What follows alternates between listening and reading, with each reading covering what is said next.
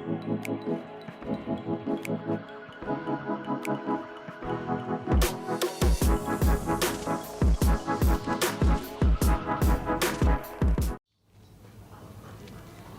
warahmatullahi wabarakatuh. Kembali lagi di Bakal Tunas Channel, channelnya para pecinta tanaman hias. Kali ini saya memperkenalkan kembali satu jenis tanaman Epipremnum ya, jenis Epipremnum, yaitu jenis Epipremnum amphissimum. Jadi untuk jenis Epipremnum sendiri itu memang cenderung merambat ya semuanya. Jadi di sini kita mencoba memperkenalkan jenis Epipremnum amphissimum seperti ini dan cara perkembangbiakannya. Untuk jenis Epipremnum biasanya kalau untuk ke bagian atas atau dia menjalar pada bagian tembok ataupun tempat dia menumpang seperti pohon besar, biasanya untuk bagian atasnya daun akan 10 kali lipat besarnya dari daun bawah seperti ini. Ini adalah daun bawah ya. Untuk ke atas mungkin dia akan 10 kali lebih besar dari ukuran daun bawah seperti ini. Oke, untuk karakter dari amphissimum ini sendiri yaitu berdaun sangat panjang seperti ini dengan corak-corak yang memang kurang begitu mencolok seperti ini, hanya hijau saja. Adapun jenis yang sedang diperguncingkan adalah yang jenis variegata dari amphissimum ini sendiri. Ini ada jenis biasa walaupun ada sedikit corak-corak kuning seperti ini pada bagian atasnya. Biasanya ini tumbuh secara alami aja ya, mungkin nantinya akan terjadi variegata ataupun tidak, itu tidak masalah. Di sini saya hanya ingin memperkenalkan cara perkembangbiakan dari semua jenis tanaman rambat semodel tanaman ini, yaitu jenis Epipremnum amphissimum. Nah, untuk perkembangbiakannya itu sendiri sangat mudah karena batang-batang atau ruas-ruas dari jenis Epipremnum ini sendiri biasanya mengeluarkan akar-akar gantung atau akar-akar angin seperti ini. Jadi untuk perkembangbiakan kita bisa mengambil atau memotong dari bagian ruas tanaman itu sendiri yang biasanya dari peruas itu membawa satu daun. Oke, di sini kita coba potong pada bagian sini. Ini yang udah banyak mengeluarkan akar angin ya.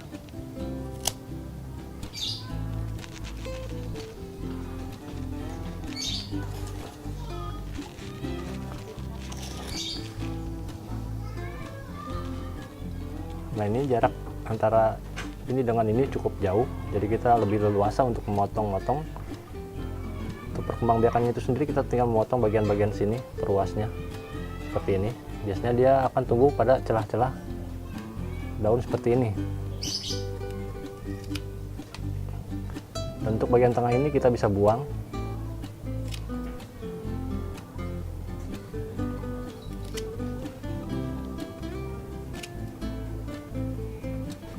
Nah, kita berhenti di sini di bagian pucuk, sebab untuk atasnya sudah tidak membawa akar angin, dan bagian pucuk ini sendiri membawa 2 daun kemudian 1 pucuk untuk kemudian kita tanam kembali.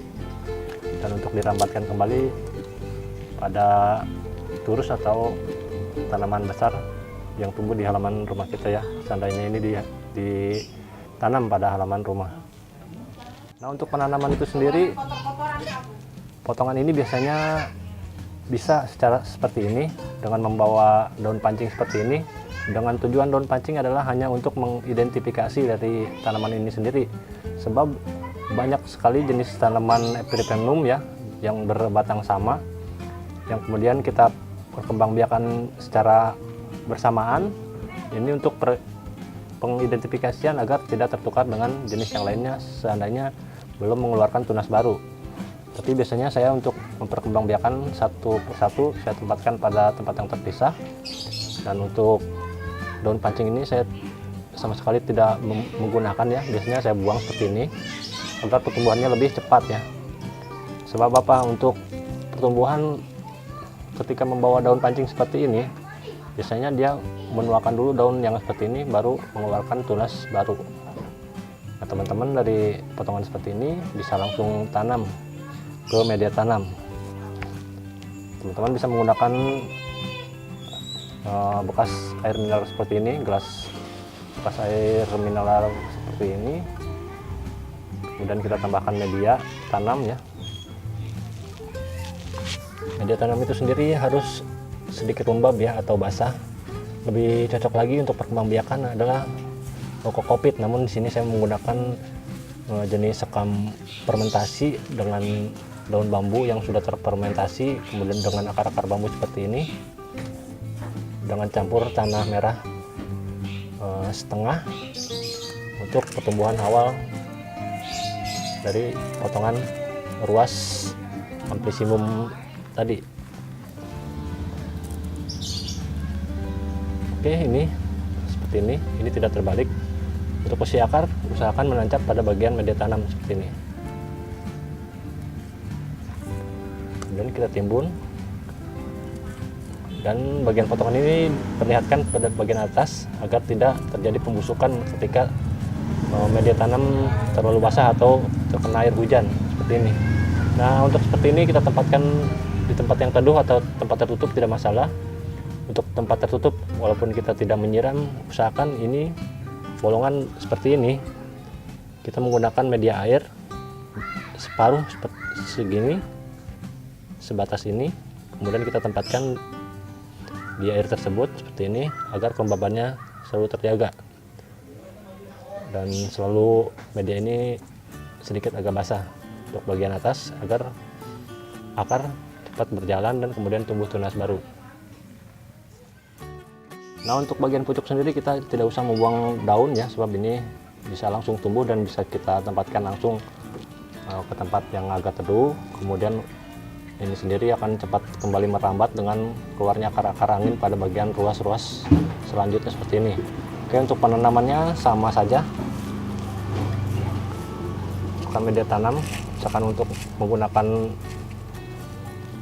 gelas seperti ini, selain kita mengurangi pencemaran pada bumi kita juga bisa memanfaatkan barang-barang bekas seperti ini untuk bahan untuk kita menanam tanaman.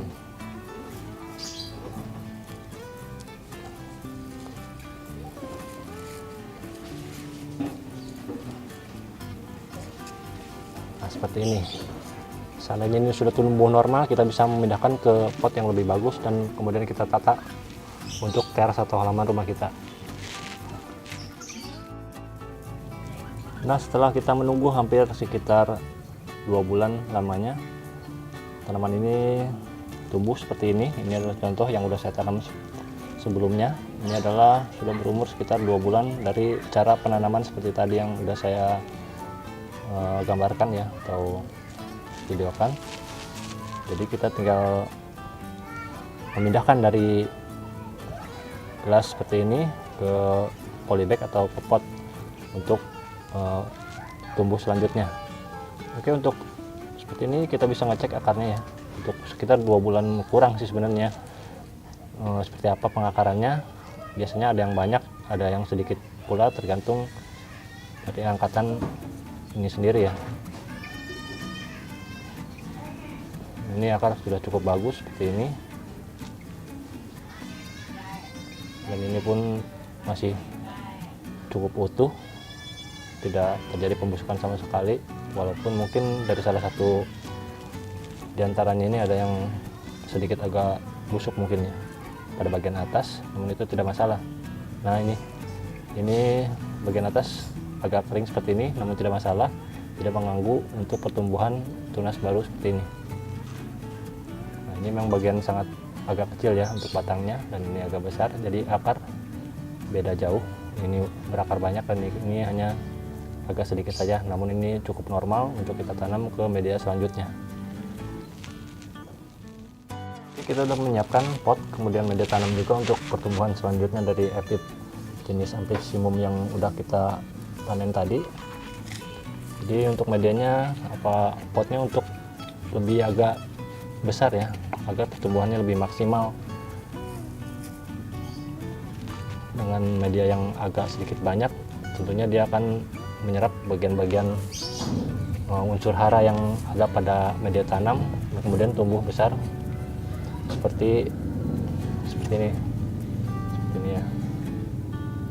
Dan Dan ini akan saya rambatkan kembali ke atas pohon. Biasanya dia akan tumbuh besar dan bisa kita perbanyak di kemudian hari.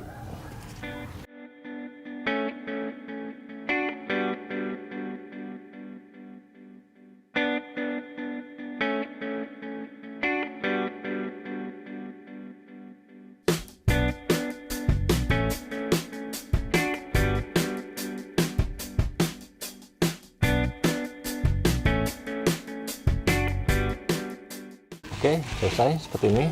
Untuk karakter Epipremnum itu sendiri biasanya dia tumbuh pada bagian pohon besar yang cukup rindang ya, itu akan tumbuh normal. Akar-akar akan mengikat pada bagian batang tumbuhan besar ataupun turus. Kemudian dia akan tumbuh normal seperti yang saya gambarkan tadi, akan berdaun besar pada bagian atas ya. Biasanya kalau untuk ke bagian atas dia akan membesar, namun untuk bagian seperti ini kemudian merunduk ke bawah, tentunya dia akan terus mengecil ya, apalagi merambat pada bagian bawah. Jadi usahakan untuk jenis Epipremnum ini sendiri kita tanam dengan bantuan turus seperti jenis janda bolong atau janda bolong dan yang lainnya. Oke, selesai saya memperkenalkan jenis Epipremnum amplyssimum, cara perkembangbiakannya, ciri-ciri tanamannya. Semoga bisa bermanfaat buat teman-teman semua yang pecinta tanaman hias, khususnya yang sedang melakukan budidaya. Semoga ilmu ini bermanfaat buat teman-teman semua dan cukup menghibur videonya buat semuanya. Terima kasih, saya ucapkan Assalamualaikum warahmatullahi wabarakatuh.